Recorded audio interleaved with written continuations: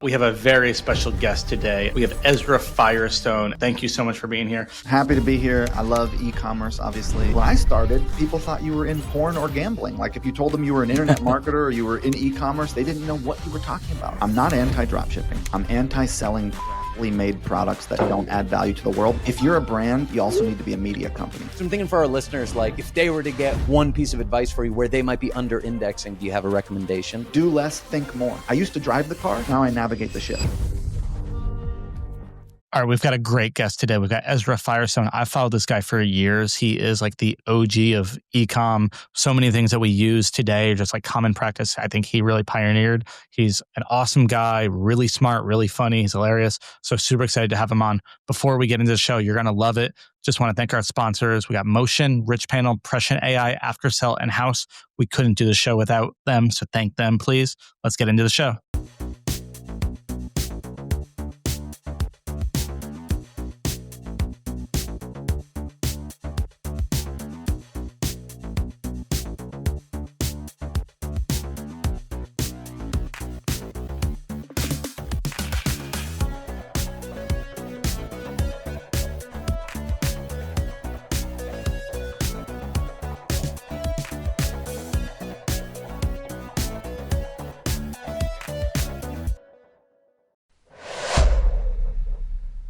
I want to talk to you quickly about Motion's new AI creative strategists. These are AI agents built by best-in-class DTC operators. And what's unique about these is that you are using agents to analyze your creative using real data from your Meta ad account. It's like ChatGPT, but way more relevant with way more context. So Connor Rowland, I ran some of these this morning. Let me walk you through them. So a couple quick things here. One, these are, you can see in the top right of your Motion dashboard, you have account-wide tasks that you can have these AI agents run. But the first one I want to show you actually is Jess Bachman's Critique This Ad's Messaging, which is at the ad level. So this is our best performing creative last week. You can run this task here. I've got it open here as well. And what we hear from Jess is that, one, he loves the concept, instant differentiation. But what I found interesting and kind of painful, as always, when you realize there's ad creative that you don't absolutely love, we use the headline almost as rare as winning the lottery. These are like 1 of 8 unique designs. And Jess says that is hyperbolic and undermines credibility. And I 100% agree. And I took this to my team and we're taking action on it. Yeah, I love it. I think this stuff takes a lot of time to manually do. Like you're creative strategist, especially at brands that are at the scale of Ridge, like your creative strategist could spend all day, every day, just like looking through top performing ads and low performing ads and just trying to come up with reasons why they work or don't work and like what the next steps are. So I don't think that this agent necessarily totally replaces that, but now you're starting at level 5 instead of level 0. So the amount of time it saves you is huge, and it just empowers your team to go and action things instead of sitting there and kind of getting stuck in analysis paralysis all day long. The second task I ran was Find New Customer Personas by Jimmy Slagle and Alex Cooper. They have an agent called Marvis. And this one was cool. I got to upload 500 reviews and then it identified people that we might not be speaking to or can better build persona funnels around, which we talk about on Marketing Operators all the time. And I thought this was extremely helpful. Traveler with tech. I mean, between our luggage, between our wallets, between our power banks, this is like exactly who we want to speak to. So I felt they nailed identifying some new and maybe underserved personas for us. I feel like this is so important. I talk to marketers and brand operators every now and again, and they're like, like we're at 10 million, 20 million. We've hit a wall with Meta. And I ask them some kind of pointed questions and they haven't launched new creative in a long time. And I think this right here is like the absolute starting point for brands that have maybe hit a wall or haven't hit a wall, are just looking to continue to scale. Because how do you scale Meta? Well, you reach new people. How do you reach new people? You create ads that speak to those people. And like this is such an amazing starting point for that. And it's based on your real reviews. Like what better, more trustworthy place to start? 100%. That's all to say, Motion is giving teams an AI adoption cheat code, making it accessible to every D2C advertiser. And best yet, you don't need a Motion contract to use this. You can try these agents for free, test them out in your Motion account today. So try it out at motionapp.com. We have a very special guest today. I'm going to introduce him in a minute. Before we do, I need to give Connor McDonald a little because he prides himself on being the Cal Ripken of the pod. He thinks he's, 72 for 72. We were about to record the other day and he texts us and he's like, hey guys, I'm not feeling great. We got to cancel today. And I just don't know if that counts for the streak. Does the streak, is it still No, alive? the streak still counts. The streak's alive. I think the I streak's mean, we alive. didn't record it, but Connor Roland and I could have taken it. I did have to reschedule, but it was Connor Rowlane last week. Oh, I thought you were sick. Did I mix up the Connor? I think it was the week before. We've had the behind the scenes, the inside baseball and marketing operators. Just we are struggling to get all three guys on the calls, but it's smooth sailing from here. I'm gonna go 100 for 100 easy, and then maybe I'll take a week off. Love it. You'll earn at that point. Well, good. Just giving you some. But we have a very special guest today. We have Ezra Firestone. Ezra, would love for you to introduce yourself. Thank you so much for being here. I had such a great time listening to you at like the Google event last week. It was awesome. Great to finally meet in person after all these years, and we're thrilled to have you on the pod. How you doing? Right on, man. Happy to be here. I love e-commerce, obviously, and you guys are young up and comers in the game, making stuff happen, doing the damn thing out there, building brands, operating, and it's just a beautiful thing to see this community like become real. Because when I started, people thought you were in porn or gambling. Like if you told them you were an internet marketer or you were in e-commerce, they didn't know what you were talking about. And it was like a bunch of creepy dudes on a forum, and there wasn't a community. And we didn't have people to guide us and help us. And it was like, you definitely didn't understand that you had to pay taxes and didn't save money for that. You made every mistake that you could make because there wasn't people who were there to like support you. So I think it's really cool what you guys are doing for the community. And yeah, I've been in the game a while. I started with Google AdWords in 2005. And I was selling cheese on Commission Junction all the way back then. So yeah, I've been in the game a while, and found my way to e-commerce, really like in-depth e-commerce 2007. And I became one of the biggest drop shippers in the game at that time. And my competition was IVG stores and now what is now Wayfair. And those guys, the Wayfair guys, they were like 10 years ahead of me in age and also sophistication. They understood systems, processes, delegation, cash flow, inventory carry. It was all drop shipping. It was all like exact match domains and SEO and drop shipping. But I did really well in that era. But I was 18. I had 20 or 30 drop ship stores. I was America's #1 mullet wig, Afro wig, Elvis wig, clown wig, King Louis the 13th wig retailer on the internet back in the day for like 2007 to 2010. So yeah, I was like in the game, and it was really wonderful, and learning along the way as a young business owner. And around about 2011, blogging had become a thing. It's like there was mommy blogs, and it was like a thing. And I was like, maybe somebody wants to hear about this e-commerce stuff. Like I'm certainly interested in it, and it's a lot of fun, and like I want to talk about it. So I started a blog, and it just so happens I was kind of the only blog, and therefore Shopify picked me up, and therefore BigCommerce picked me up, and Entrepreneur.com and Forbes magazine and all these big entrepreneurship events. There was just like nobody talking about it. And so by virtue of being one of the first, I think I got promoted and picked up. And then like, hey, I did a good job. I was actually sharing. My whole strategy has always been, I'm just going to say what I'm doing.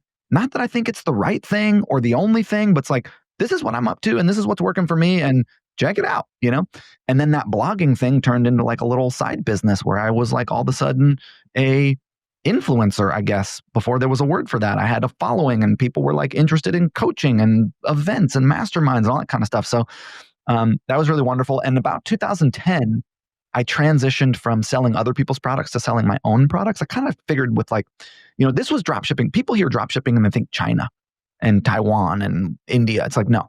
But back in the day, it was like, a company in Ohio that made bar stools, or it was like, some company out of New Jersey that made gift baskets, and you would sell American goods and they would just supply it, and you'd fax them the orders. I mean, it was like that old school.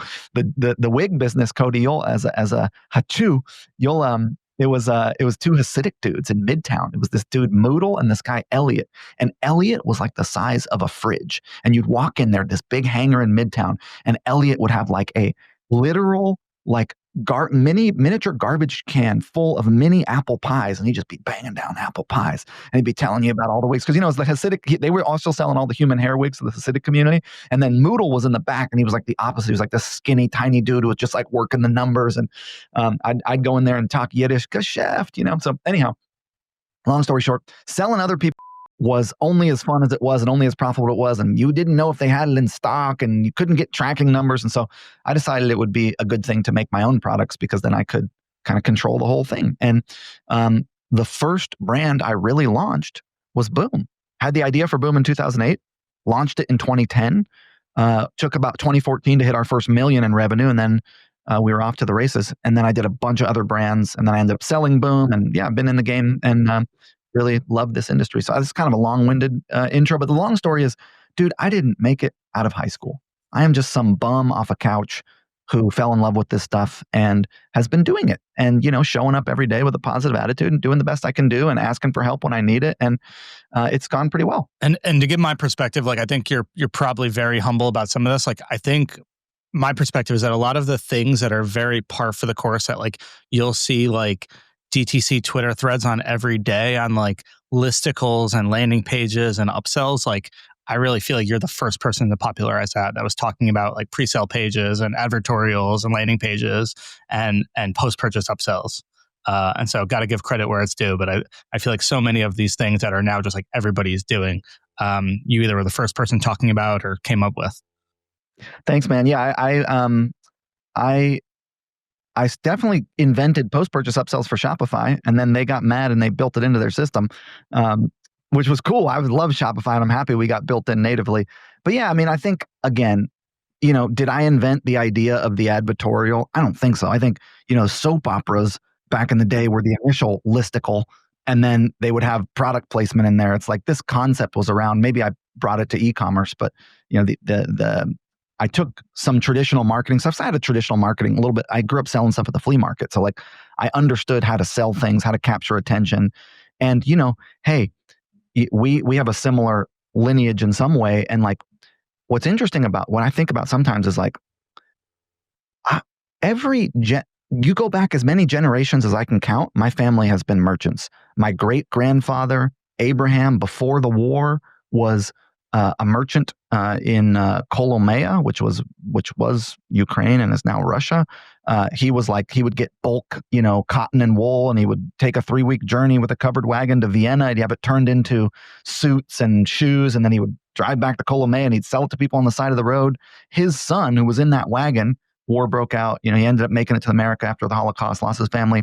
He was he had a clothing shop on the Lower East Side when the Jews were selling shmatas, when we were in the garment business. And he had a clothing store on Orchard Street that did really well. He started working in it, and then he eventually bought it out. And he did really well. He would sell like a fully tailored woman's blouse in the 50s for like $3. And then he wanted to give that business to my dad. My dad was not interested. He became a hippie and wanted to be an actor and, moved to a commune, which is where I grew up. And we didn't have any money. And so we sold stuff at the flea market. So, that was the way we made money. A little bit of money we did make was by selling stuff at the flea market. So that's 3 generations back. Every one of them sold things, was a merchant. I do the same thing. I just have access to the whole world. Like my dad and it was like flea market, whoever came. My grandpa was Orchard Street, whoever was on the street. My great grandpa was whoever he could find on the side of the road in his local town. It's like, we have this incredible power, this amazing, not known before our generation resource where we can reach people with messages anywhere in the world. Global supply chain. When I started, it was not a global supply chain. You only could sell in America, and that was a wonderful thing. Now we're international, man. We got a 3PL in Canada. We got a 3PL in the UK. So it's like those of us, and we're still a small community. People see the DTC Twitter and we're getting big. It's like, no, dude, we are a small, tiny, tiny, tiny little group of people who are actually turning these levers and have this kind of like cultural and societal power and responsibility to use the digital medium to spread positive things in the world, not just cheap made in a sweatshop in China or, content that scares people or freaks them out or makes them feel bad about themselves. It's like we have a unique opportunity and responsibility. And I think we're really lucky to have that. Yeah, but Jews are just merchants. Like my mom talks all about her Papa Sam, who sold cars, and her dad had probably like 12 different careers. And like Harley talks about it all the time as well, how he was like, selling t-shirts and stuff. And like, I'm the same way. I never thought I'd work in beauty. It's not like my goal. It's not my passion, but I'm like, hey, this is a great opportunity. Great margins, great way to sell stuff, So yeah, we got it in our blood. If you know me, you know how cheap I am and how much I love saving money. This year is all about cutting costs and staying lean. You see me talk about it on Twitter. I cannot stand watching great D2C brands, even mediocre ones, get ripped off by SaaS vendors in 2025. So many of them are charging way too much, over-promising and under-delivering. And so I can't stand to see it. So I don't want to see it happen to you. I absolutely won't have it happening to me. You've also seen that I'm all in on AI. And both those reasons are why I love Rich Panel so much. It's about half the price of the beautiful software that we used before. And it was built specifically with AI in mind. We made the switch to Rich Panel right before Black Friday last year, and I almost regret not switching sooner. We had zero downside. The implementation was pretty immediate, which actually shocked me. I was a little worried about it, not going to lie, but it just went off without a hitch. We saved money. We leveled up our CX at the same time. So here's our numbers. We cut our CX team from 18 to 10 agents. Not before Black Friday, but since onboarding to Rich Panel, with our order volume staying the same or even going up. Our CSAT has stayed rock solid at 4.2 out of 5. I'd like it a little bit better, but that's stuff that we can do. AI is handling 70% of the tickets, which is awesome. So our ticket to order ratio has gone way down from about 40% to 14%. So we have fewer full-timers. Our revenue employee has gone up. We don't need as many people to get back to people and able to be a little bit more strategic with where we allocate our resources. So if your current CX software needs more people, is more expensive than you want to pay, and has some janky AI solution, I highly recommend that you check out Rich Panel. Rich Panel guarantees a 30% ticket reduction in the first 60 days or your money back. Again, it's super easy to switch. They take care of data migration, staff training, all that good stuff. So you can go live in under 14 days. So check out richpanel.com and tell them you heard about them from the Marketing Operators podcast. Ezra, I'm curious because we've have a lot of brand owners on, and I don't think we've never really talked about the drop shipping side of e-commerce, and that is really like how e-commerce got going. And now everyone owns their own brands. And but what can you talk about like the business model and the unit economics of drop shipping? Like you're selling all sorts of things, wigs, and then you're sending in a fax number to the people that actually have the inventory, and then they're sending that out. So like what is your margin on that wig? How are they making their money on that wig? Like, could you speak to that a little bit? When I was a drop shipper, keep in mind, I was a drop shipper 2007 through 12. The visibility source was not contextual targeting. It was not social media advertising. Yeah, Facebook came around 2011, but we didn't really start ramping up our Facebook traffic until 2013. You had the Google Display Network, but at that time, the only piece of context you had on somebody, and I'm going to answer your question in a second, but at that time, the only piece of context you had on somebody was the website they were visiting. You had one data point. Now you have multi-data point contextual targeting. That's Facebook, that's TikTok, that's Instagram, et cetera. But back then, the visibility source was search. And that was the way I came up. And search at the time was affordable. You could buy search for reasonable, and it was SEO, by the way. Half of your traffic, if not more, was organic, right? It was squadulances and hub pages and article marketing and blog networks and whatever you were doing to rank. So a bunch of your traffic came free. So you didn't, like right now, if you look at a traditional e-commerce business in today's landscape, whichever way you want to do it, if social advertising and influencer marketing and ambassador marketing and paid creators is your core engine, your cost of marketing is between 25 and 40% of your revenue. You got $1 million in revenue, you're spending, let's call it $300K on marketing. The economics were way more efficient back in the day because Google search was way cheaper. And so, I might be buying a wig for $15 and selling it for $35 and still having plenty of margin to run ads and have profit. But that's because the visibility source was more affordable back then. Also, the dropshipping brands that worked the best were like when I sold electric fireplaces, dude, they were like $600-$700, $800, $1,200. Grandfather clocks, these expensive AOV things were where the real, like if you were talking about like, now I understand scale. Back then I was like I was working at a yoga studio in Midtown Manhattan, 60 hours a week, trying to like side hustle this dropship stuff.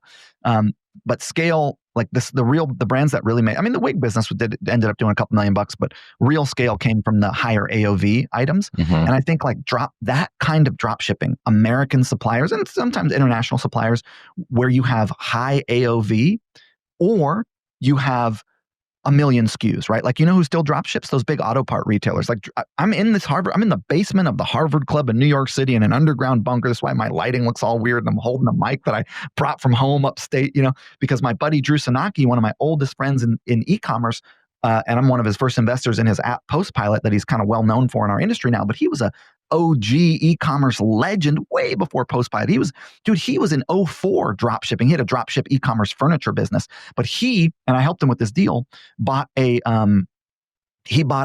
auto parts company out of AutoZone. They have like 1 million SKUs. So long tail, thousands of SKUs that you can rank for organically and run ads for, super exact match, like tons of keywords. Those brands still work for drop shipping, and so does high AOV. But the stuff that like what made drop shipping famous in our generation, because I'm a little younger than Drew, I'm about 10 years younger than Drew. I'm probably about, 5 or 10 years older than you guys. But was this like Chinese drop shipping where you're buying things off Alibaba for 50 cents and trying to sell them for $25? And like, that is just bad for the world. I never did that. I never believed in it. And I always spoke out against it. And I thought, this is not good for our industry. This is not good for the world. This is like, these products are clearly being made in a poor way by people who are enslaved a lot of the times. So I think that I'm glad the unit economics of that doesn't really work anymore, because I don't like it as a high level sort of idea of what to do with your business life. What I think is interesting about dropshipping right now is like what you just described gave it a lot of negative connotations, I think, where people directly associated with like low quality products being shilled on Facebook.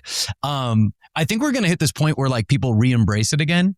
Harley Finkelstein, the president at Shopify, talks about it being functionally a process improvement. It's more efficient to sell the thing and then ship it from the manufacturer if you can pull that off without sacrificing quality. And if you look at something like Shopify Collective right now, where I can attach my store to hexclad.com and sell my products there, that's a form of drop shipping. So I think we'll see it like get repopularized over the next couple months or next couple years. Let me clarify my position.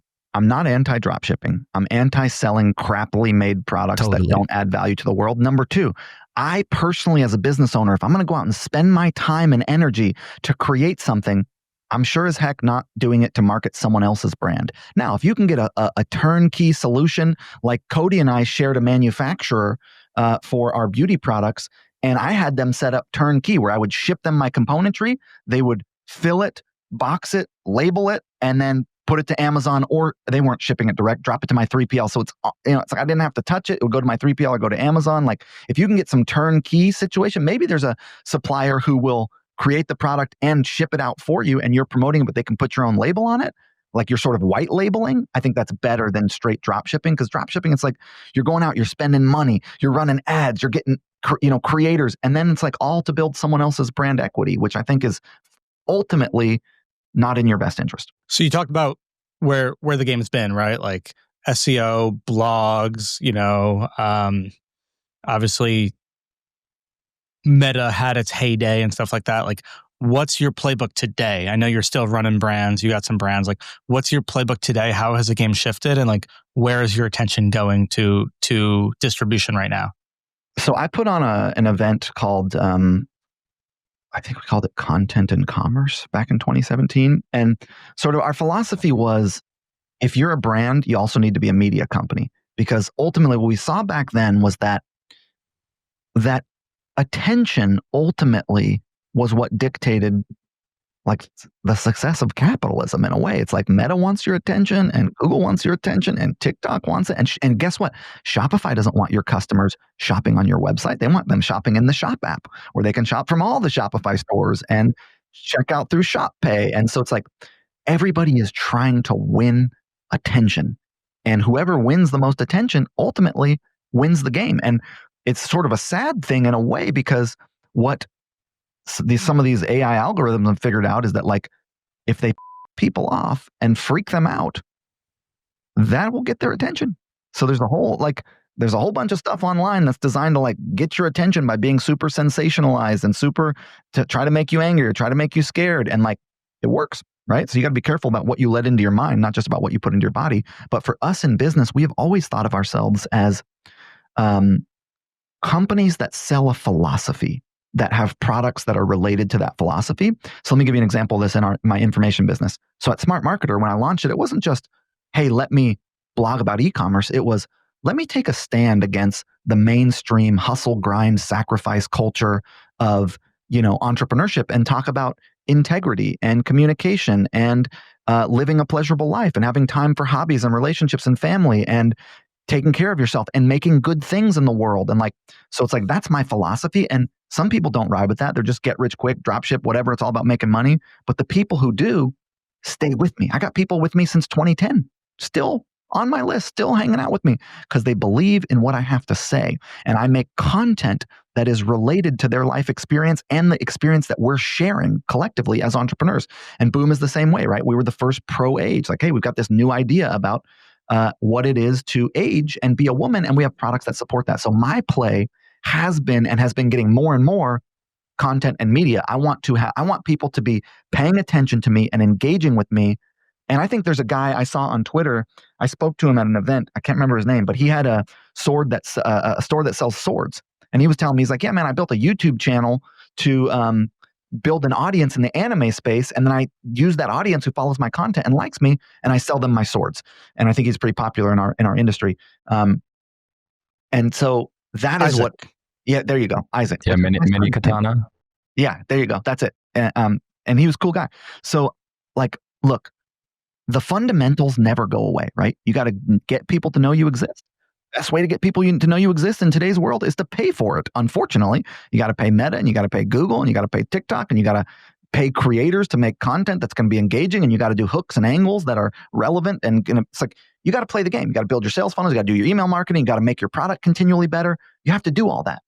And one way that you can stand out from other brands is by telling better stories, having better content, and thinking of yourself as a media agency. I go to these events. I'm fortunate enough.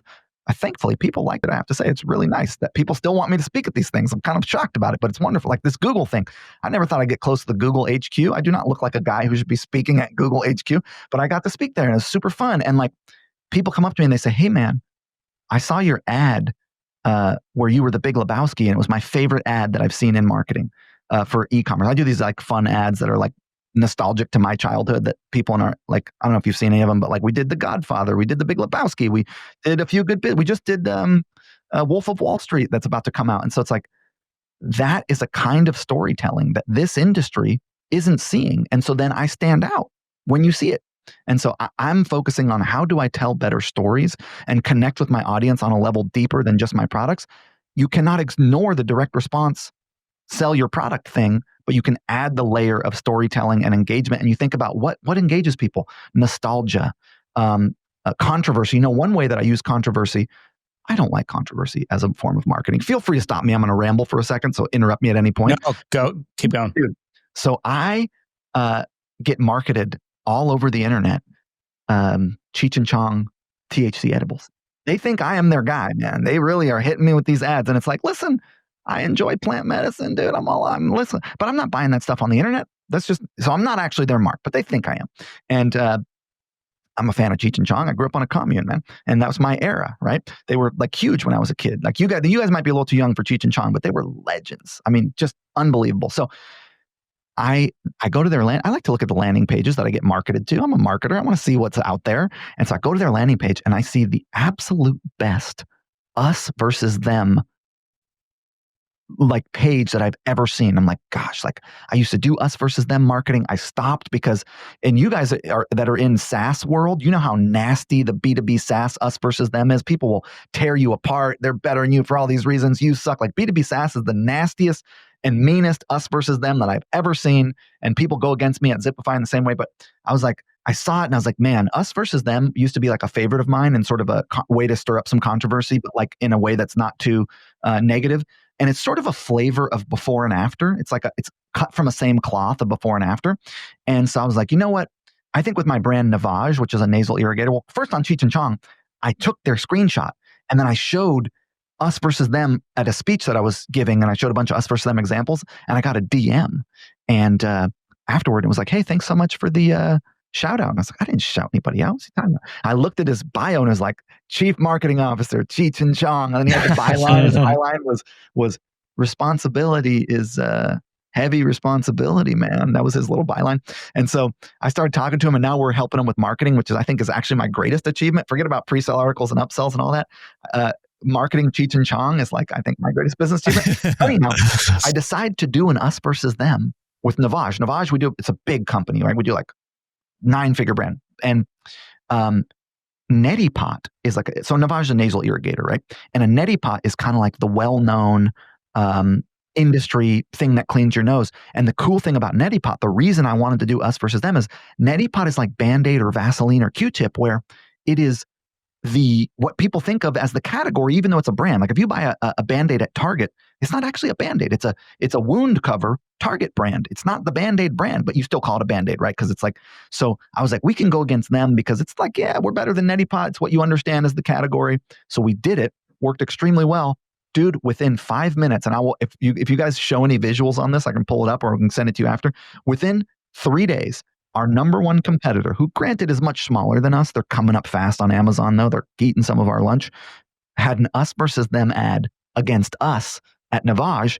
And dude, this ad now has thousands of comments, it's crushing. And I'm like, dude, why did I have to karmically let this into? I knew this was a bad idea to do us versus them. Now they're doing it against me and it's working super well. So I guess what goes around comes around. But I don't even remember how we got onto this us versus them. I forget too. I'm trying to think of it. And we can do visuals, by the way. If you do, dude, if you have anything you want to share. Check this out, bro. This is wild. They smoked me, dude. All right, so this was our us versus them against Neti Pot, which then we did like a pre-sale article that we went to and stuff. And then here you can see this is these guys coming after us with Navage, and I was like, and this ad is killing for them, man. It's like, it's sad. And then I was showing some other examples of like, Grunes is the up and coming greenhouse beverage or green drink, and they're going against Athletic Greens, and they got a really successful us versus them for that. This is a brand, I buy these diapers, and and by the way, when you're doing us versus them, the best way to do it is then to go to a landing page. Like one of the things we are teaching at Smart Marketer is like, what I call who and why marketing followed by what and benefit marketing. So like, who is the person? Why are they interested? And then what is the product and what's the benefit specific to them? And then your ads are that. And then your landing pages are the same way. And you've got multiple avatars. Here's some other examples. And this is, I wanted to show here is kind of like, you can see this is Paca's, which is the socks I buy. And then I was getting ads for their competitor. That's our friend, Zach, friend of the pod, Hollow. Are they Paca's? No, Hollow. Zach, our friend Zach Stuck runs Hollow. So these guys, Paca's, I think, are doing us versus them against them. And I bought from this ad, so it's working. And then here's the before and after. You can kind of see like similar flavor. And then this is like my soap brand. And so I was just showing some other examples. Here it is in the software space, before and after. I know they work. My thing with them, and I'm not like completely opposed, is like you very rarely see it from a category leader. And I'm big on like category creation and like demand creation. And like, you don't see like I see them a lot, and I'll see them through like my subscription addiction, but like I'm trying to think of an example, but like you don't normally see the category leader who's kind of running those, and it's usually like the smaller one. Coterie is a straight up category leader in that organic diaper space. Right. I agree with you in that the tone of it is not what you would want to set for your brand, which is why I was never going to do it. But then it was like I got a little greedy, I think. And then I did it, and then I got smacked in the head by these guys doing it against me. And I'm like, okay, well, maybe I shouldn't have done that, So I agree. I think it's a little tacky, but I have to say it works. If you run a D2C brand and you're still throwing all your budget at Meta and Google, it might be time to add a smarter, more profitable channel to the mix. Let's talk about Rocked Ads. Rocked Ads put your brands directly on the checkout pages of premium e-commerce sites, right in front of real buyers who've just completed a purchase. It's not a discovery play. It's not broad targeting. It's high intent, net new traffic with verified identity data and zero creative lift. Here's what makes Rocked Ads different. 1, you only pay for performance. No clicks, no cost. 2, no wasted spend on repeat customers. You upload a suppression list and Rocked only targets net new buyers. 3, higher AOV, higher LTV. These aren't looky-loos. They're real customers in the buying mindset. Rocked Ads is powered by Aftersell by Rocked, which means D2C brands now have access to enterprise-grade tech that has powered checkout experiences for giants like Ticketmaster, Macy's, and Disney. Brands like Jones Road, True Classic, Muggsy, and Ridge are already seeing it work, and now Aftersell is opening up early access to the marketing operators community. Here's the deal. Qualified brands can claim $10,000 in free ad credits to test Rocked ads and see the results firsthand. Head to aftersell.com to claim your $10,000 offer and start scaling smarter. I'm surprised, and I don't know if you have a perspective on this. What's the competitor that's doing it to you now? They're called Nasal Fresh. Okay, so Nasal Fresh. Why wouldn't Nasal Fresh do it to Neti-Pot? Like, Neti-Pot is the Band-Aid of this space. Like, why would they go after... You guys are an up and coming in that category. So I'm confused why they would go like that many degrees away. Yeah, I think we kind of created the category of powered nasal irrigation. Neti-Pot's manual, you do it by yourself. We're a powered one that forces the water through. It's got a little engine, it kind of pushes it through, and they're sort of stepping into that category of electronic medical device. And Neti-Pot's just a little plastic cup. This is an electronic medical device that has saline that pushes it through. And so we are sort of an adjacent category, and we are the market leaders in that adjacent category. And I think that's why they're battling against us. And frankly, they're winning market share. I mean, they're doing a good job. And they're former Smart Marketer customers also. They were like, I know them. They're like, yeah, we took your courses and stuff. I'm like, damn, dude. The thing, like, I have no problem, and this is completely subjective, and like, who am I to pass my judgment? But like I'm looking at the some of the examples. It's like, it's one thing to go after like Olipop going after Coke. It's like, everyone knows Coke is the bad guy, versus going after like another DTC brand or like a similar size competitor. Like, I think there's no problem going after Goliath, but it's like when it's coming after like a similar brand. Morals and integrity. And I will tell you what, a lot of the people marketing against us seem to not care about our well-being or telling the truth. And they're just out there trying to win a sale. And like, I don't know, it's like, it's a cutthroat world out there, dude. Connors, do you guys get them from competitors like Connor Ridge? Like, I know that, you talked about there's so much demand creation you guys do, and there's more Ridge wallet searches and wallet. Like, I would imagine there's a lot of people kind of piggybacking off of that with us versus them. Do you see it a lot? For sure, all the time. I mean, and there's two types. And this is basically like, we had the opportunity of going from bulky wallet to slim wallet. So that was our like us versus them, which was like massive market opportunity. And now we're seeing people like chip away at us, whether it's a direct knockoff or 80% off or whatever, like true drop shipping stuff, or more reputable brands that have different sorts of wallet silhouette designs going after Ridge. We see that all the time. We've never done it. Like, do any of you guys have a perspective as to whether if you were CMO at Ridge, you'd be doing competitor, like us versus them ads? How big are your competitors compared to you? I mean, what I understand, you guys are big. Yeah. So. Yeah. Like, any recognizable wallet brand is like no bigger than a third of our size. Have you done like we'll do generic, we'll do just like traditional foundation. We'll just put like a generic AI generated one. Sure. You do that with wallets, right? But we'll position it against like the classic bulky wallet. We won't go after like any sort of like new modern design. Yeah, totally. That's probably what I would do. I think it's a personal decision, but that's probably what I would do. Oh, and we've built a business on that. A Ridge wallet. Yeah. Can you fit this much stuff in a Ridge wallet? I got a lot of stuff. Dude. Really? Okay. Yeah. Expands to hold 1 to 12 cards. Brands. I'm not going to ask it for free. I'll buy it. And right now, if you buy on ridge.com, you'll be entered for a chance to win a Lamborghini. I mean, I don't want a Lamborghini, but awesome. I'd give it away. I'll sell it and use the Ezra, money. Think about the ads you could create in that thing. The Lamborghini. I could be Ty Lopez. Did nothing. I'm good, bro. I want to talk about that next. I call them persona funnels. We just had like Connor on from Ridge, but like, this is a big strategy for us. What do you call it? You call it the who and why marketing?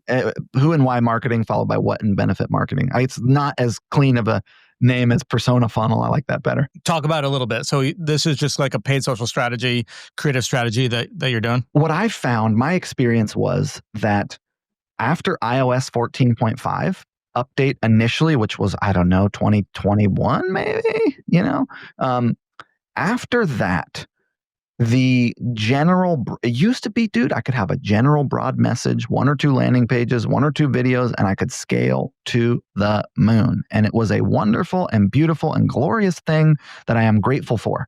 And thank you to the gods of Facebook for that time that existed. Now, that doesn't work anymore. It's like, now the only way I'm able to, I call it horizontal scaling, where I need these like specific use case, particular, like think about Navage, firefighters, people who live in cities, people who take care of their lawns, who want to not be as exposed to allergies, people who are podcasters or singers, so on and so forth. Like, I have these specific kind of like people that would be interested in this for a particular reason, and I have them telling that story, and then I have pages that are related to that then lead into my product pages, and it's like that gives me, for whatever reason, somehow the ability to scale my ad spend in a way that I cannot do with general broad messaging. And so it's just working from it's the only way we've been able to scale spend is by having these avatar based sort of like, and the more the merrier, frankly, that can fit, and then we're still doing like, we're still like, we're not all broad, we got interests and we're doing all kinds of crazy stuff. So, but yeah, I just can't scale spend without it is my problem. I would like to not have to do it. That's what we're finding. I think we've always been pretty general with our messaging and creative, and it scaled to, a certain point to 160 million last year, but we're just finding we're just not reaching the same people. We're not reaching new people as we want. And yes, there's definitely like, I will tell you, there's this issue of banner blindness. And basically when you get to that size, and I've got brands, it's like, you've reached everyone. There's 40 million women on Facebook over 45 or whatever, and you reached them all 30 times. It's like, something has to break through that's different, whether it's a new channel, a new territory, a new message, but it's like you sort of reach a plateau of how much you can penetrate with one message, angle, territory, channel, product, which is why our focus has been a lot on product development. And can we get, hey, who doesn't necessarily want a multi-purpose blush stick? Somebody who only wears mascara and eyeliner. Well, we better get into that category. It's that kind of thing. So it's like customer acquisition can also come from adjacent desires from your consumers that aren't your core product. Yeah, tell me your thoughts on this, because that's our focus, and that's by far our biggest focus right now. What we found is like product development alone doesn't do it, and I have some suspicions about Meta. Like there's millions and millions of purchases that we have in our ad account and Pixel on one customer, and as we're developing products for a different customer, like it doesn't work to just throw them in the ad account. Have you seen that at all? Yeah, absolutely. And do you I feel like sometimes you'll go like tinfoil hat. I wouldn't be surprised if you're the type of guy, like, do you go separate ad account, separate Pixel? You think creative? Like, what are your thoughts? Well, it's interesting because in the THC space, you end up with multiple ad accounts, multiple pixels, because you're fighting compliance. Yeah. And you'll find sometimes a brand new ad account with no history all of a sudden does better, and you don't know why. And so, yeah, I dabble in that. And I also think that you're right, that your pixel history is a blessing and a curse in that you get boxed into a certain, so it's like the way that they do I was fortunate enough to help Facebook develop their e-commerce engine that exists, that, the Facebook shop and all that. Like 6 years ago when that was launching, I went to Facebook HQ. I was a real big Facebook advertiser. I talked them through all the things their store needed. I talked to them all about how the technology worked. Like I was a part of that behind the scenes initial launch of the Facebook shop. And one of the things that I learned, which is probably common knowledge at the time, but kind of like gives you a sense of their algorithm, is like they'll take a look at your customer, right? And back then, lookalike audiences not as wonderful as they once were, but back then they were pretty sweet. And what they would say is like, okay, we're going to take, your average customer, and we're going to say anybody who has 13 data points in common with that consumer is who we're going to, and this is what they told me at the time. Who knows how the algorithm has changed, but they said they had 3 categories, right? Category 1 was converters. These people are likely to convert. They're going to click this ad. They're going to go do the action you want them to. Then they had clickers. These people are most likely to just click, but not convert. And then they had scrollers and viewers. These people are going to scroll, they're going to view, they might like, but they're not going to click. Okay, so there's sort of like 3 categories at the time. And then what they would do is they would take your this is all getting back to your pixel and why it's a curse to you in some cases. They would take your sort of average person and they'd say anybody who has 13 data points in common with that individual, we're going to put into this lookalike audience, and then we're going to first show it to the converters. And then once we've run out of people who we've labeled as converters, we're going to then show it to the clickers, and then we're going to show it to the viewers. Now, of course, people's behavior changes, the messaging matters, all that stuff. But basically, your $160 million in sales, predominantly driven by Meta, and all those consumers in there are then affecting what the algorithm, who it shows, when it's looking for more people for you. And maybe those people aren't the ones who want your new shampoo product because they were cosmetics people, for example. So in that case, if it's a totally different sort of use case, you might want to try a new ad account. Yeah, we've seen some weird stuff. Like we launched a fragrance and we were going the all consolidated stuff. This was probably like 2 years ago, year and a half ago. We launched fragrance in like our normal stuff with our normal makeup products, and like our normal stuff just went like performance just went so far downhill. Just like was so confused. So I'm like normally a fan of leaning into ASC AI, but like we're definitely finding that you can't just do that. And I think we're going to take some bigger swings. Do that too, but then you also got to do interest targeting and the old school strategies as well. And it's like, unfortunately, I'm waiting for Apple to release their advertising network, because why would they cripple Facebook and Google and everyone else's ability to see what's going on off of their platform if they did not want to scoop up this revenue from advertising? The amount of money that Facebook and Google and them are making, it's bonkers. And so at some point, Apple's going to, I think they already released their ability to do ads in the Apple App Store, and you can start doing some commerce ads, but like that's got to be coming. And I think when that comes, maybe the targeting will be a little bit smarter like it used to be, because the targeting has certainly gotten stupider since iOS issues. I'm a big believer in Amazon and Shop App. I think those are underutilized by our D2C community. I'm long Amazon and I'm long the Shop App. I keep hearing the same things from people lately. I'm being asked to do more with less. I have big goals to hit, but my budget is tight and every marketing dollar needs to work harder. I know I'm hearing this at HexClad. I'm sure a lot of operators are hearing this at their brands. Super relevant right now. Incrementality testing is the best way to figure out what's actually moving the needle, so you can move around your ad spend in a way that's backed by science. All three of us use House for incrementality testing. We all love it. And House is now working with more than 40 of the top 100 DTC brands, which is pretty insane. I can speak personally for HexClad. The amount of insights that we've gotten, especially on our view-based channels and how those are driving impacts in efficiency and revenue for our business, is not only super valuable, but only possible through House. Channels like Connected TV, YouTube, TikTok, these very view-based channels that don't garner a click the same way that Facebook and Google does, have been really only measurable through geo incrementality holdout testing. And the actionable next steps from these tests in terms of deciding to scale up or down or keep spend where it's at is really amazing. House helps you run experiments on your channels so you can confidently answer the questions you've always wondered about. Things like, what channels are actually driving my business? How much should I be spending on each channel? What's the impact of my ads on Amazon or retail sales? How should I structure my Meta and Google accounts to make sure they're spending dollars in the right way? The beauty of House is that it's built for marketers. The science under the hood is rigorous, but the platform itself is simple. So you pick a question, launch a test in minutes, and get real results fast. Every customer is paired with a measurement strategist, someone who understands growth and brings a clear strategic point of view. They will get to know your business, help you build a roadmap of impactful tests, and guide you as you operationalize incrementality in your day-to-day.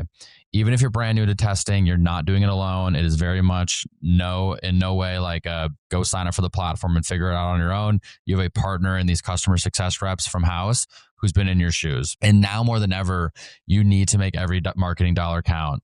Up-level your measurement with House by going to house.io/operators.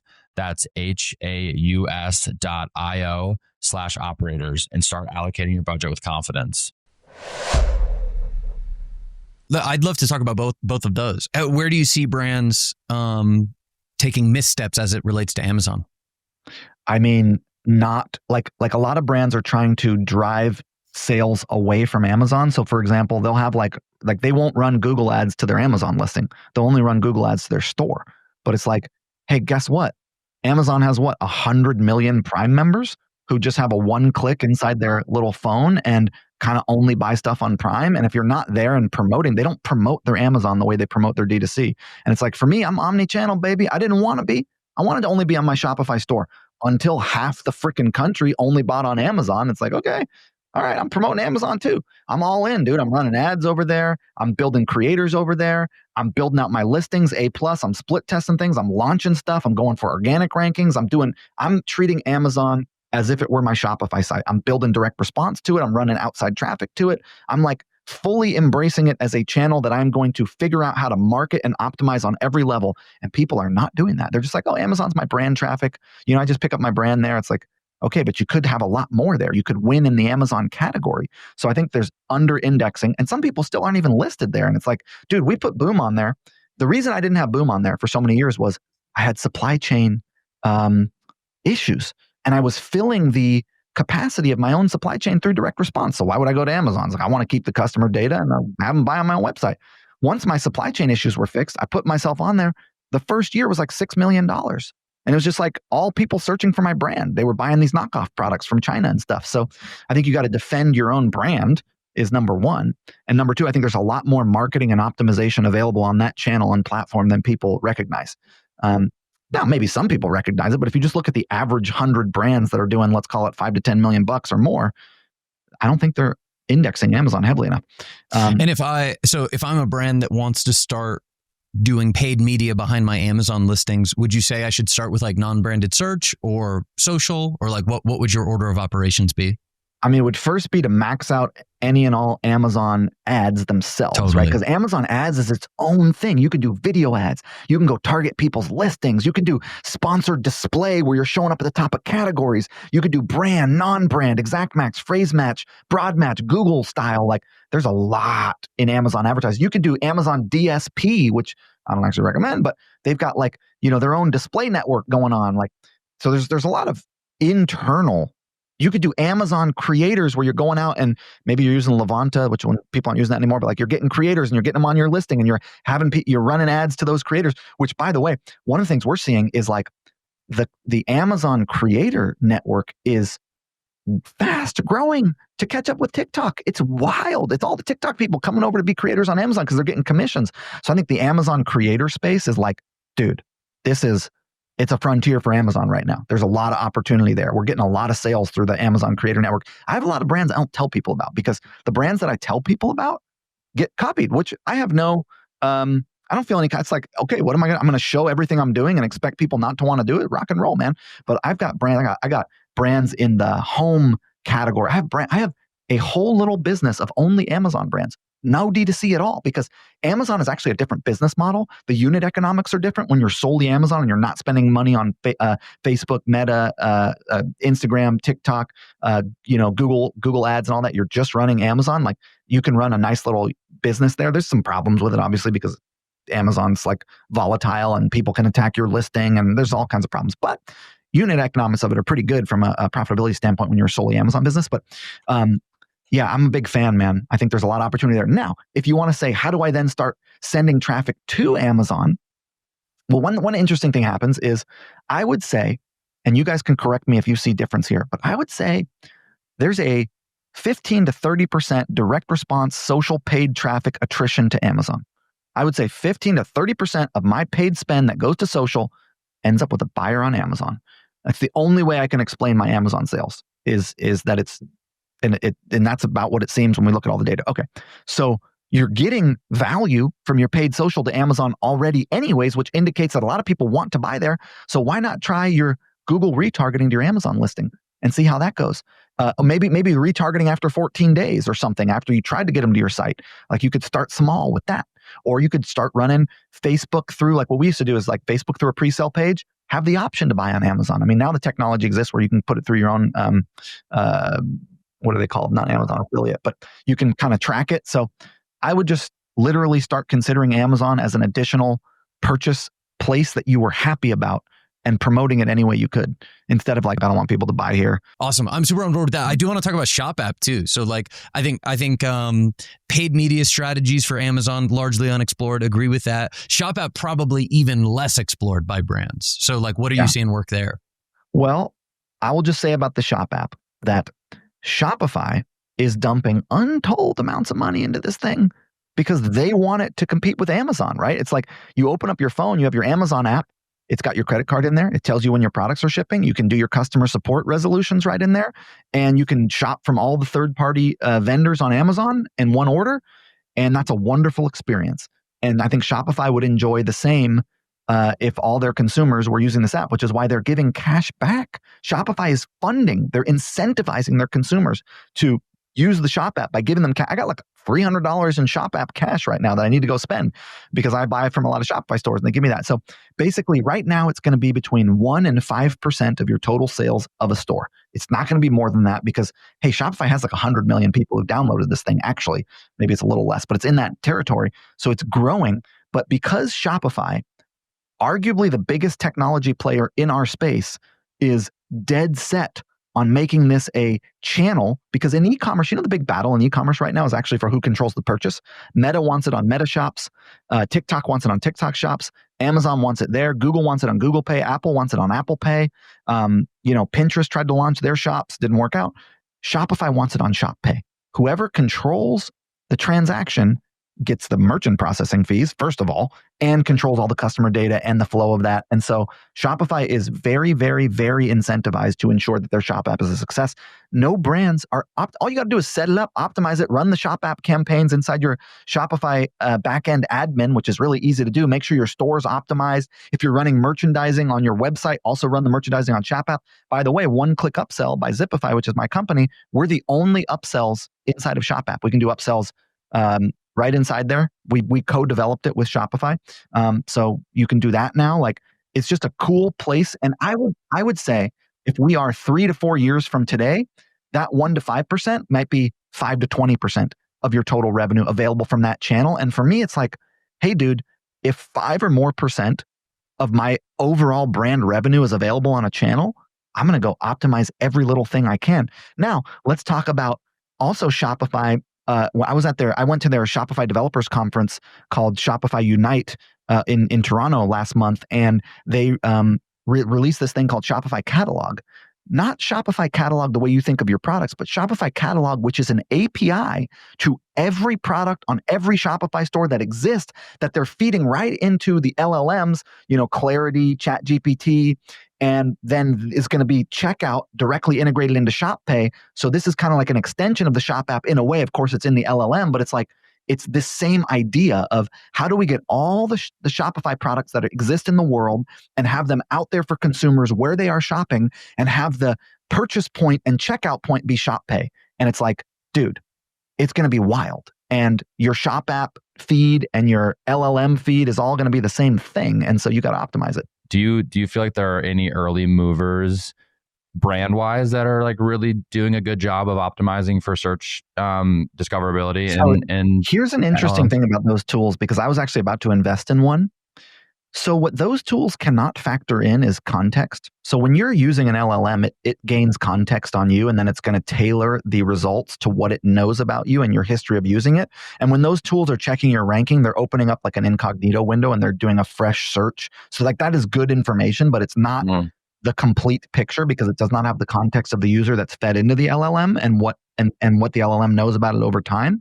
And I think, right now, like the LLMs are kind of like early Google. So I was going to invest into a company that does exactly this. It tells you how you're ranking physical products in LLMs. And so I got to understand the technology pretty good, and I got to understand what we currently know about what the LLMs are taking into account.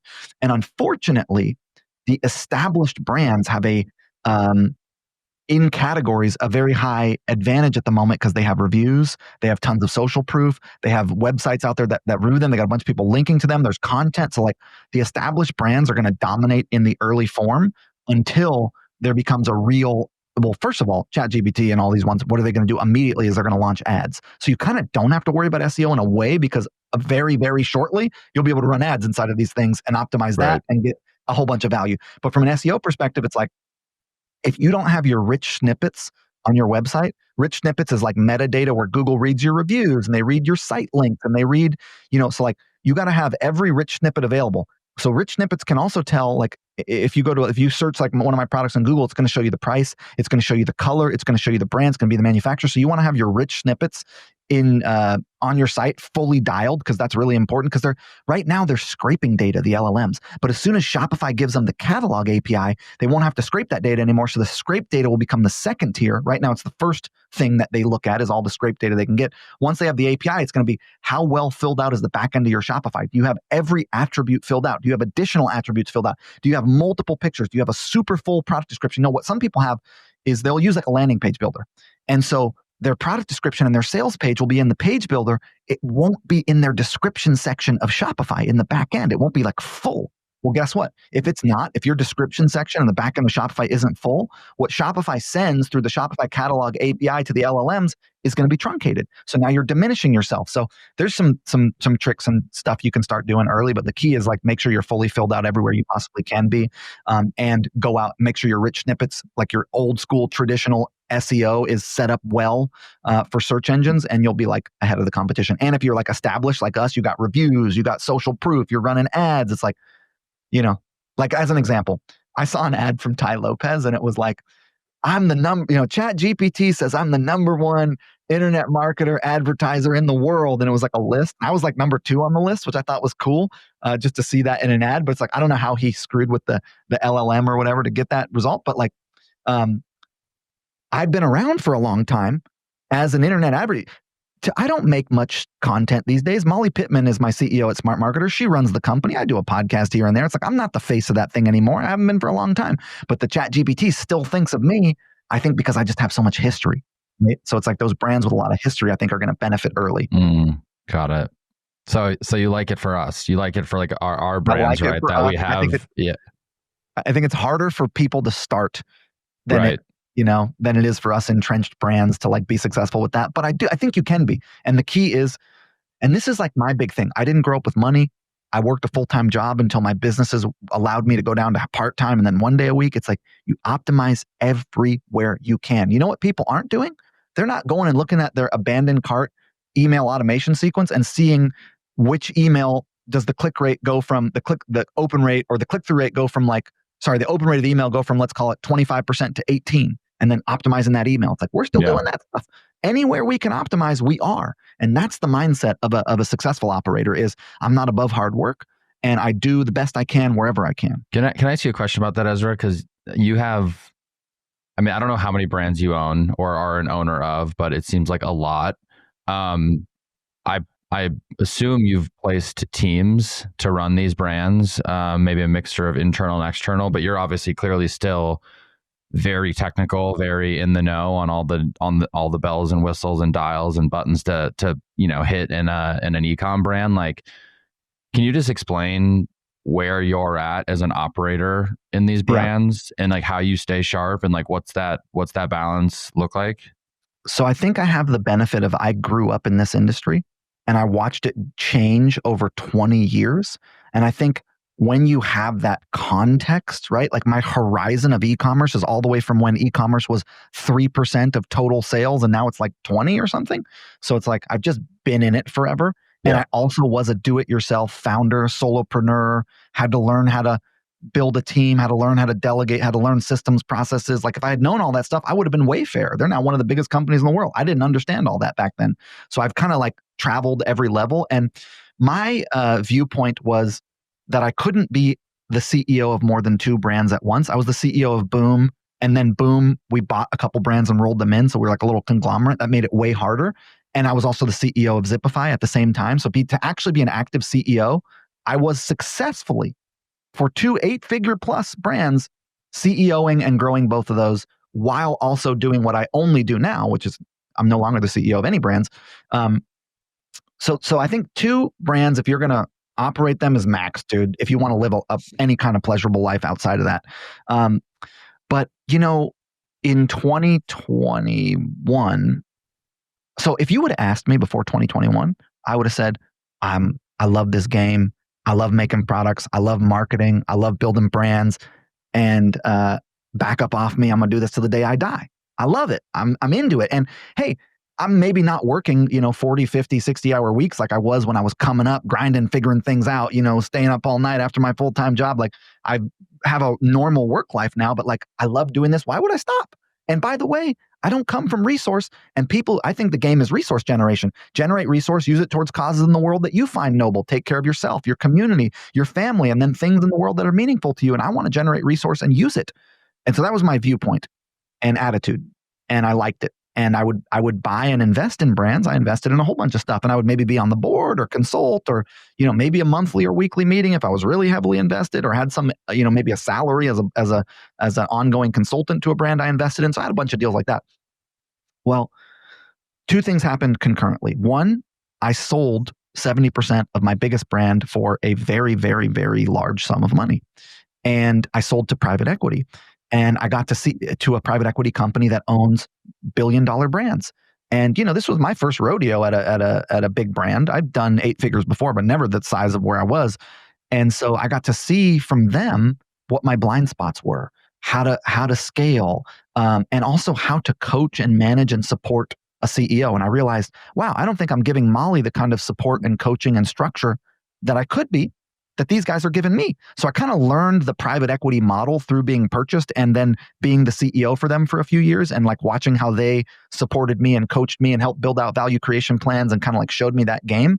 And I had a daughter who was born premature, who lived 19 months and then died of cancer. And after that, it was like, dude, do I care about selling a makeup stick? Like I just did not I could no longer do it. I didn't have the same goals, desires, interests. It was just like immediately my desires and interests and where I wanted to spend the bulk of my time changed. And so grateful for my entrepreneurship journey. I'm so grateful for the opportunity and time that I was a CEO and an operator. And now what I do is I buy into brands. I'm usually between 20 or from 20 to 80%. And or I build them with like the Amazon company. We built that from scratch. I just have an operator. I've got a CEO and a COO and a team, and I provide finance. So I provide money. I provide strategy. I provide connections, network support, agencies, so on and so forth. Whatever the brand needs. So like I just bought into this company, pretty big stake. It's a cell phone radiation case company. So it basically protects you from the radiation of your cell phone. And this is 2 wonderful founders who built this thing, and they kind of had gotten to a spot where they're like, hey, we could use some support. And I was a user of the product. They were Smart Marketer customers. They saw me using it on a webinar. They're like, you're using our stuff. I was like, dude, I've been using your product for 10 years. I'm like, my mom freaked me out about this when I was like 15, and she's all freaked out about radiation. So I got that from her, and I love this thing. And I ended up buying in. It's like, hey, I meet with them once a week, and we talk about the value that what our value creation plan is. I connect them with agencies. I go meet with them in person twice a year. We do like a quarterly board meeting and a bi-yearly planning session. So I'm very involved, like a weekly meeting, a quarterly board meeting. Like I'm helping them scale, but I have a big percentage of that, right? And I have other companies where I'm not as involved, where I have a smaller percentage, or other companies where I have a bigger percentage where they don't really need me as much. And so I love founders. I think entrepreneurs make the world a better place. I think they bring goodness into the world and like affect change and create positivity in their communities. And I want to be a part of that. And I like being a part of it. But I don't want to operate. I'm done operating.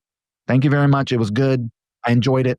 You guys are young, man. You got energy. You're full of piss and vinegar. You're bright-eyed and bushy-tailed. You're spring chickens. It's like you guys operate, And frankly, Molly's a much better operator of Smart Marketer than I ever was, These guys at Amazon are much better operators at Amazon brands than I ever was. I know supply chain. I know manufacturing. Like I know stuff. I've been doing it forever. I talk to them about it. I can still stay in the weeds of it because I've been in the game, but I don't have to go in and send an email out in Klaviyo or build out a Facebook ad or do any of that stuff anymore. Now, here's the difference. I used to drive the car. Now I navigate the ship. That's the big difference. I'm just a navigator now. I just talk to people about what they do instead of doing anything myself. And it turns out it's a useful position. Once you've had some experience, you can be really impactful in that role. We're about halfway done through the year. H1 is almost over. We're prepping for the second half of the year. We're also prepping for Q4, which is huge for us. And our budgets are going to be the highest then. And when our budgets are the highest, we're going to need the most granularity and the most confidence knowing where we should spend our dollars. And that's why we turn to Prescient. Prescient is an MMM. And most MMMs that use 60-year-old regression models, they're not really built for D2C. Prescient, you can get readouts really quickly if something is changing, which again, D2C is really volatile. So you can't rely on an outdated MMM that you're only going to get one readout a quarter. One thing I love about Prescient so much, you're able to see the halo effect. So upper funnel spend, which is again is huge. We love to fill the funnel prior to a peak moment, prior to Q4, a holiday, something like that.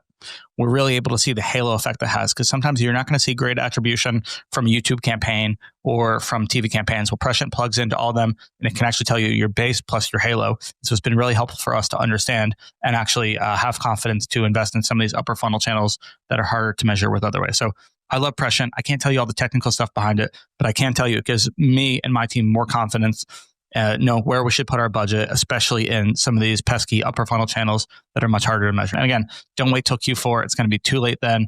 We're halfway through the year, but we've really got to all lock in for the rest of the year for Q4. There's a reason we use it: HexCloud, HoloSocks, Coterie, and 100 more leading brands. So highly recommend checking it out. Go to prescientai.com/operators to book a demo today. So this process of buying into brands at like really meaningful stakes, we've talked a lot about whether it's like maximizing value on Amazon or the Shop app. We talked about persona funnels. I'm curious, you've done this a number of times now. Like, what is there like a highest leverage use of your time as you jump in and you say, hey, this is where I can provide the quickest amount of value? Because I'm thinking for our listeners, like if they were to get one piece of advice for you where they might be under indexing, do you have a recommendation? In terms of like what to put attention on in order to scale? Yes. Do less, think more. So, you'll hear Jeff Bezos talk about this concept of wandering. Jeff Bezos, say whatever you want about him. I'd argue he's one of the greatest e-commerce entrepreneurs ever, maybe I would say of our generation, right? I mean, it's hard to deny that. And he did this podcast recently. I have to find it for you guys. But basically he was like, yeah, half of my work life is wandering. I just wander around the office and I talk to people and I think and I, have tea, and he just thinks. He figures out how to be able to think clearly, and he lets things come to him. He goes talk to somebody. So it's like, I do a lot of thinking. I think deeply. I set space. Like I had this thing when I was coming up, I called it Top Level Tuesday. And it was every Tuesday, no meetings, no calls, no computer, notebook for at least 4 hours, thinking about anything related to the project. Anyway, where do I want to go? Where am I now? Is it maybe my Facebook ad funnel, but like clear space and time to think. And one thing that is all these like new age, health science people will tell you is that you do your best thinking while you're walking, because we evolved walking around. And so like I live deliberately in the middle of nowhere. I'm in the forest. I got 170 acres. And I walk around my forest and I think, and I enjoy the trees and I feel the breeze and I think about my projects and I get good ideas, man. I'm like, it's like I'm capturing something from the universe or something. So I would say figure out a way to create time where you're not doing, because as operators and as young up and comers and as people are trying to build things, there's always a fire right in front of you. There's always something right now, right in front of you on your computer. There's some shit going down. It's like, if you're always in the now, you're never looking at where you're going. You can't see the mountains up in the distance when you're turning the corner on the car. And so I think that I underutilized that when I was young, and it has been very powerful for me in my older entrepreneur. I mean, not that I'm that old, but I'm old enough to have been doing this a long time. And, Love it. I appreciate you calling us young. They're on our little corner of DTC Twitter. We're considered old heads now. So are you guys? Maybe you are. Are we? I think the operators podcast are the old ones. Dude, I've been referred to a number of times as old head. There's no shot you guys are in your late 30s.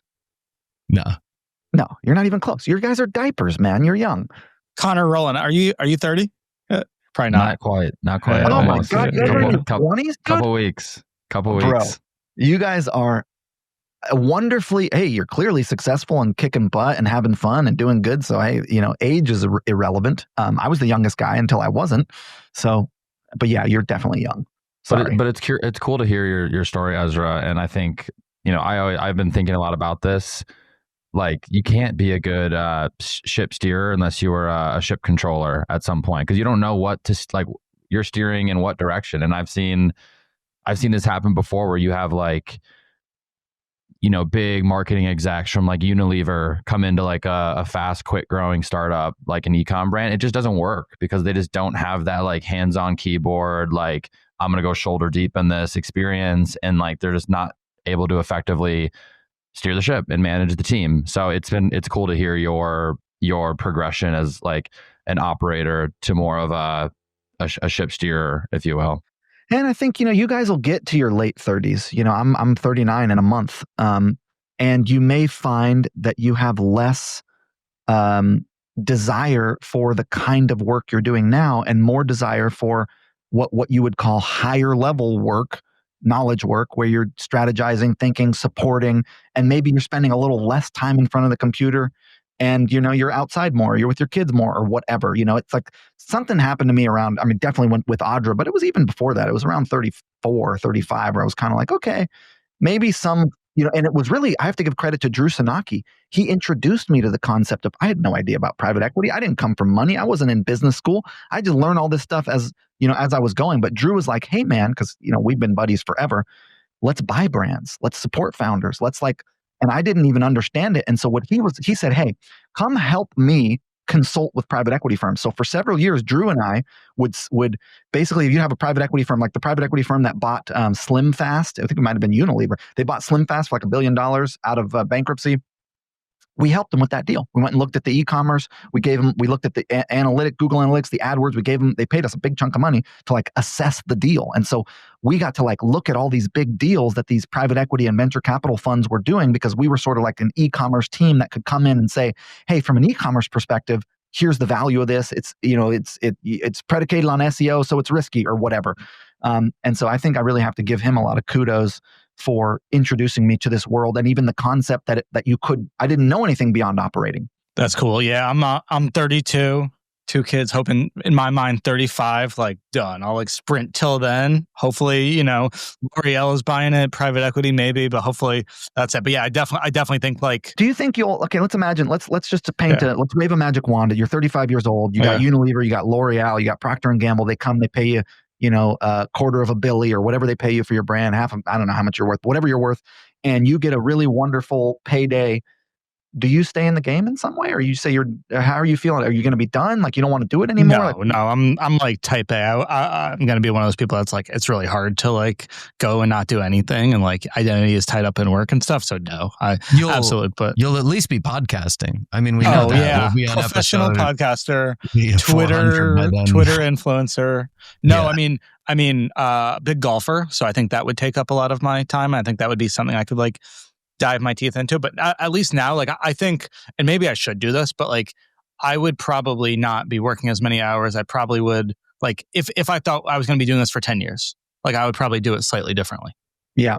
So you're sprinting now because you're like, hey, it's a short window. Yeah. We'll see if it's a good strategy, but that's where I'm at right now. Right. Well, you can sprint, baby. That's cool. I got one last question, and then maybe we'll wrap. You wrote something. So you got agency, you got SaaS, you got brands. You wrote something. I don't know how many years ago, but you wrote a blog comparing the different business models. It's been a while since I've read it. I think you went with brand as like, the top one. Do you still feel like that? Has that changed at all? Like if you're starting one or going all in on one today, like, are you still like, yes, I think a brand is the easiest and best way to be successful, or would you go with a different one? Well, I think it's fundamentally dependent upon your goals, right? My goal is $100 million liquid in a bank account after taxes. I'm getting there. And so that's one of my goals, right? I got 60 hippies to support, so I need some resources around here. And then my second goal is businesses that are pleasurable to run, that don't require my direct operating input on a regular basis. And so, when I did that, that was back in 2018, and I was kind of comparing information publishing, so speaker, coach, author, course seller, mastermind, et cetera, to software, to e-commerce. And because those were kind of the businesses that were popular at the time.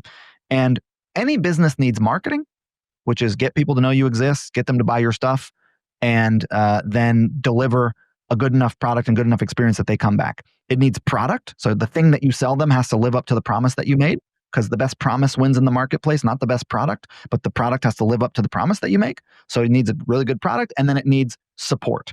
And when you look at software, okay, number one, marketing, it's about the same for every business. You got to run ads, you got to build out funnels, you got to it's like marketing is pretty much the same level of difficulty no matter what you do if you're doing it at scale. Software, it's actually a little easier because the pool of people is smaller. There's only 2 million Shopify merchants. You know where to reach them. They're on Twitter, they're wherever they are, either in the communities. It's a little easier to reach that than it is to reach a woman over 50 in Ohio. It's like harder to penetrate that ecosystem because it's so much bigger. The software industry is smaller.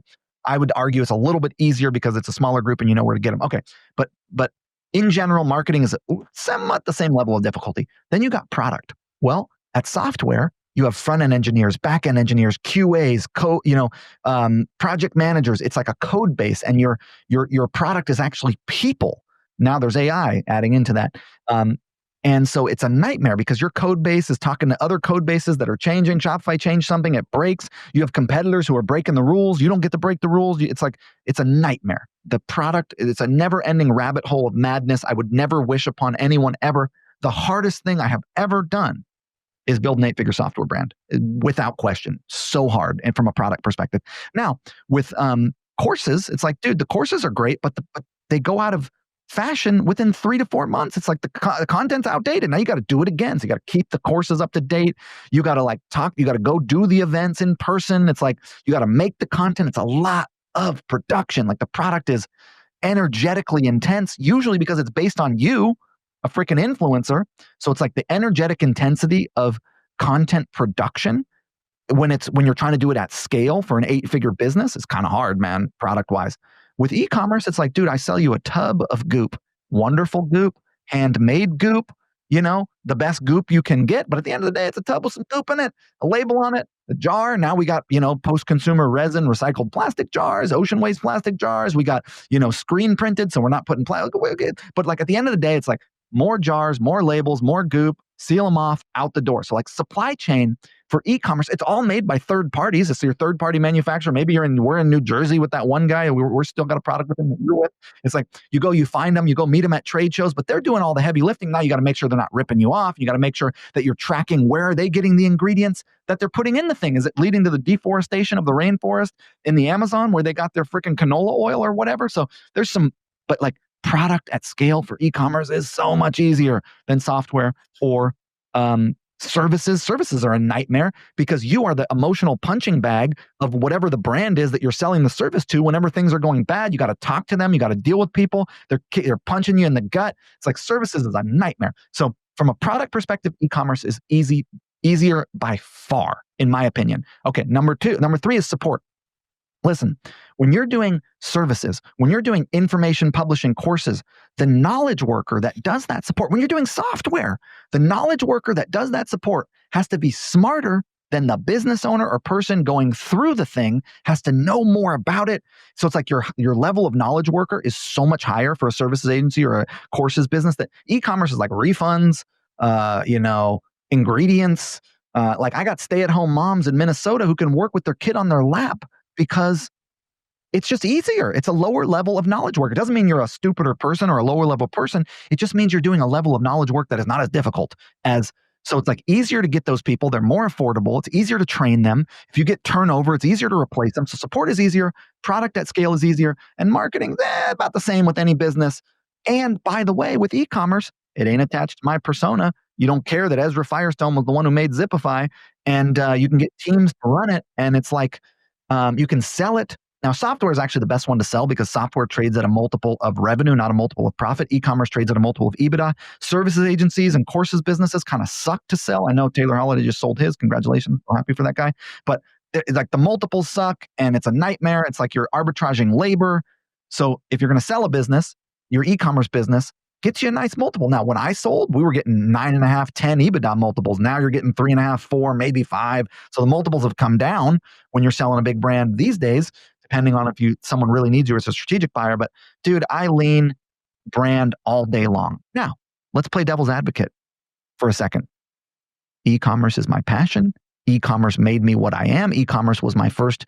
It's like, I'm the e-commerce guy. What am I going to say? Of course I'm going to say e-commerce. So you could argue, this commerce guy talking about e-commerce, he thinks it's the best. So sure, I hear that. And yet I still maintain my viewpoint that it's the best. Pretty convincing argument. No, it's actually very similar. I was just curious if it changed at all. It seems like it's pretty similar to what you had probably 7 years ago. Let me tell you one thing though. If the goal is just cash flow, you don't want to sell something, you just want to make cash at a high margin, you can't beat an agency business. The margins on an agency are unbelievable. Usually when you're starting it, there's no overhead. It's your time for money. E-commerce, you got to run ads, you got to buy product. There's all this overhead. Software, you got to build a product. Dude, services, bro, you can just sell them without, of course you have to get the lead in the first place, which means you would have probably had to have a referral or a network or maybe ran an ad or made some content. You had done something to get the client. But once you get the client, like we were running ads for this cookie company. Dude, they were selling almost $100 million a month of cookies at a certain point. Blow your freaking mind. I know they had retail and everything as well, but it's like, we were getting checks of hundreds of thousands of dollars a month in commission for running their ads. It's like the labor arbitrage there, the profitability there. It's like, Agency, if you're just trying to start something up, like I think it goes employee, you work at a company, it kind of sucks, in a way. I mean, no, for me, I did it, but it was always never wanted to do it. They set your hours, they control your destiny. Self-employed. Ooh, that's wonderful. You choose when you work, you set your own hours, you set your rates. That's kind of the agency. You're sort of self-employed until you build a system and you start arbitraging labor and hiring people to do it for you. But if it's like, how do we make quick money at high profit without a bunch of overhead? Agency and consulting, man. Makes sense. All right. I think we're pretty much at time. You guys got anything else? Any last minute questions for Ezra? No, this is fantastic. I have no questions. I've got notes that I got to work with my team on. I've been asked by my team at Zipify to be more of a promoter and supporter. Go for it. If I may, if you are on Shopify and you're interested in an upsell app that does a bunch of really wonderful stuff, and we've been around forever, we are now super, super deep in AI. We've got some really cool stuff. We've got big brands using us, and we would absolutely love for you to give us a shot. And we can set it up for you. We have a concierge agency where we'll basically run all your upsells. We'll split test your product page and your checkout and your post purchase and your thank you page, all that jazz. We're doing it for Cheech and Chong. And if that doesn't give us any kind of credibility, I don't know what will. We'd love for you to check out Zipify one-click upsell, and you get a free 60 days on it at zipify.com/OCU60. And thank you so much for letting me talk about that. Beautiful. Awesome. Well, Ezra, this was awesome. I don't want to keep you in the basement of the Harvard Club for too long. No, you got to get out of there. I look terrible with this light over my head. I was considering doing it like this. Turn the light off, and maybe that's better. This has way more of like an ominous vibe for sure. It's so weird in this little cubicle, you guys. Anyhow, I enjoyed it, guys. All right. Well, thanks, Ezra. This was awesome. Thanks so much, man. Thanks, guys. Bye. Oh, man, that was a good one. Ezra is the best. I guess we'll let Connor keep his streak alive, Mr. Cal Ripken. As always, if you enjoyed this, please subscribe on YouTube, share it with a friend, share it with your team on Slack, share it on social if you will be so kind. Again, thanks as always to our sponsors. We got Motion, Rich Panel, Prescient AI, Aftercell, and House. 5 tools I use every single day. We pay for it, and the show wouldn't be possible without them.